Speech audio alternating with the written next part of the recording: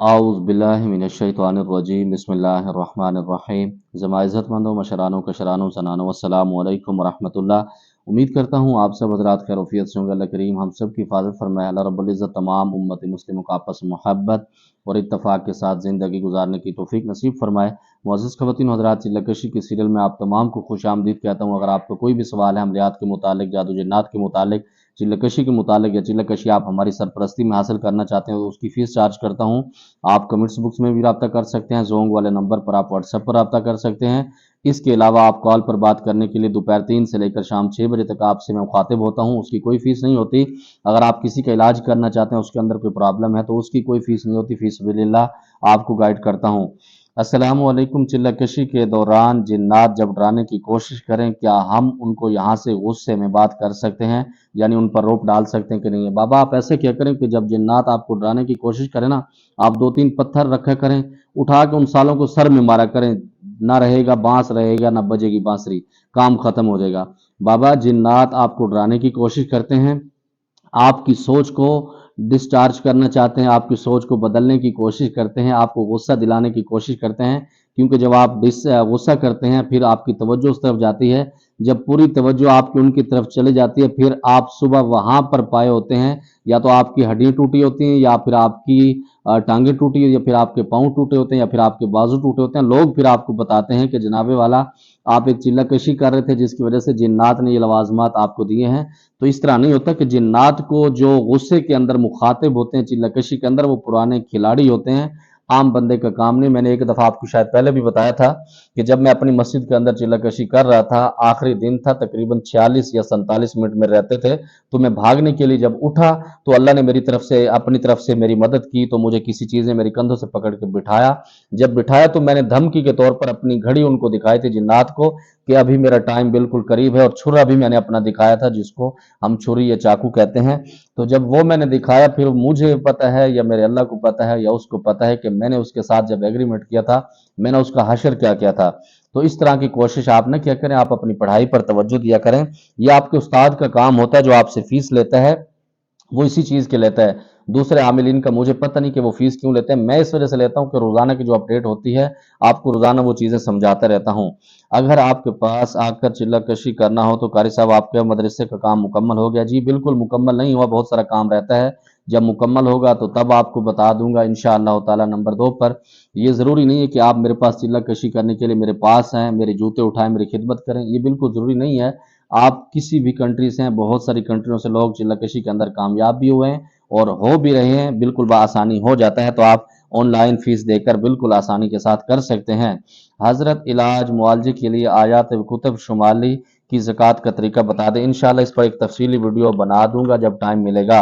अस्सलामु अलैकुम शाह जी, क्या हाल है? मैं पूछना चाहता हूँ कि नाम के साथ हमज़ात का पता चल जाता है कि किसी को कौन सा अमल करवाना है? बिल्कुल पता चल सकता है।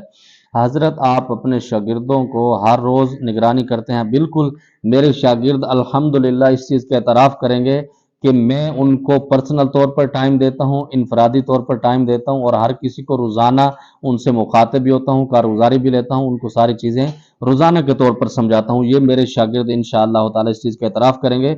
और मैं अगर इज्तिमाई तौर पर अमल करवाता हूँ, उसमें मेरा टाइम भी बच सकता है और बहुत सारे मामलात मैं उसके अंदर कर सकता हूँ। लेकिन मैं इनफरादी तौर पर इसलिए कराता हूँ कि हर बंदे का जो हक है वो उसको मिल जाए। मुर्शिद साहब अस्सलामु अलैकुम, मैं आपकी वीडियो बड़े शौक से देखता हूँ और आपकी वीडियो का इंतज़ार होता है। मुझे कोई ऐसा वजीफ़ा बता दें जिससे मोहब्बत करता हूँ वो भाग कर चली आए मेरे पास। मुझे पता था कि जो आप मुझे मक्खन लगा रहे हैं ना, इस वजह से लगा रहे हैं। दूसरे नंबर पर कि अगर इतनी ताकत मुर्शिद के अंदर होती तो मैं खुद 2 दफ़ा इस काम के अंदर नाकाम हुआ हूँ, मामू बना हूँ, तो मैं ये कर लेता। दूसरे नंबर पर, ये अल्लाह रब्बुल इज़्ज़त की तरफ से जो आपके नसीब में नहीं होता वो आपको नहीं मिलता, चाहे जितने मर्ज़ी वज़ाइफ कर लें, जो मर्ज़ी कर लें।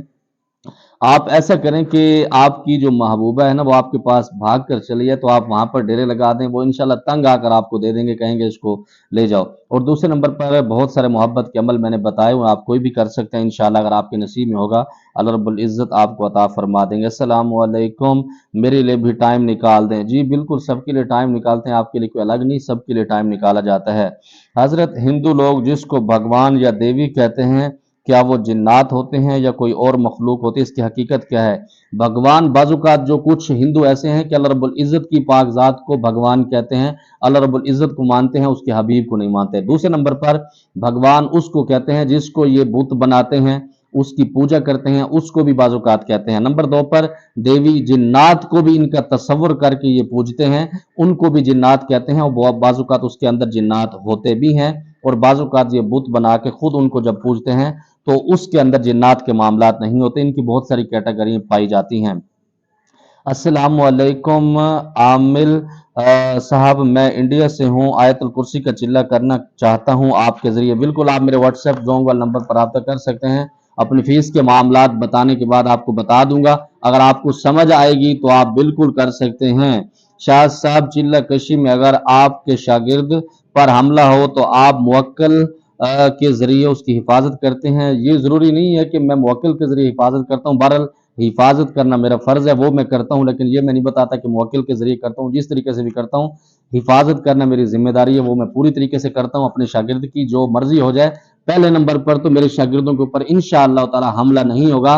अगर मेरे शागिर्द इंसान के बच्चे बन के जो मैं कहूँगा वो अमल करेंगे, इंशाअल्लाह वो नहीं होगा। क्योंकि जब शागिर्द आते हैं, अपनी चॉइस बताते हैं, मैं उनको वो बताता हूँ जिसका मुझे एक्सपीरियंस होता है या जो उनको सूट कर रहा होता है। अगर उसके अंदर वो कामयाब हो जाते हैं, उसके ऊपर एग्री होते हैं, तो मैं करा देता हूँ। अगर नहीं होते, बाज़-औक़ात मैं शागिर्दों को छोड़ देता हूँ, जो मेरी बात नहीं मान रहे होते, मैं उसके हाल पे छोड़ देता हूँ, तो उनकी अपनी मर्जी होती है।